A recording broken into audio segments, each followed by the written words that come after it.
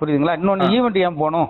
புரியுது புரியுது புரியுது. ஏங்க இங்க இருந்து நாகர்கோயில் பஸ்ல போய் பிளைட்ல போய் அந்த 1/2 மணி நேரம் பேசி அவங்ககிட்ட அந்த அது அமௌண்ட் போட முடியாம போடாம இவ்வளவு ஏன் சிரமப்படணும்? நான் அவர் தெளிவா சொல்றது ஒவ்வொரு வீடியோலையும் சொல்றது என்னோட சொந்த காசுல உழைப்புலன்னு சொல்றாரு. நான் பாக்குறேன் இப்ப மதுரை வந்தா மதுரை இந்த 7ஆம் தேதி வரேனே அப்ப பக்கத்துல காலையிலங்க மாலையிலங்கன்னு சொல்லி 3 லட்ச ரூபா 4 லட்ச ரூபா வரைக்கும் ஏர்ன் பண்ணி அதைத்தான் செய்யறாப்புல. இது சார் சிறு வயசுல ஒருத்தர் வந்தானா வளர முடியாதுன்னு சொல்றது சார். கூல் சுரேஷ் பேசுறாரு.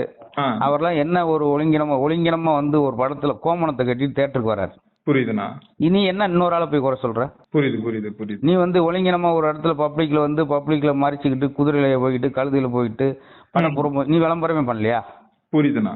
இதாவது ஒரு நல்ல விஷயத்த விளம்பரம் பண்றேன் 4 பேர் அடுத்து வர தலைமுறை பார்த்துக்கிட்டு நம்மளும் 4 பேர் உதவி செய்ய நினைப்பேன். ஓகேண்ணா. நீ கோமணத்தை கட்டி தியேட்டருக்கு போற நீ வந்து என்ன பேசுறதுக்கு உனக்கு அந்த அளவுக்கு உனக்கு ஒரு இது இருக்கு. புரியுது. ஒரு நன்னடத்தை இல்லாத நீ எதுக்கு இன்னொரு ஆள் பேசுற?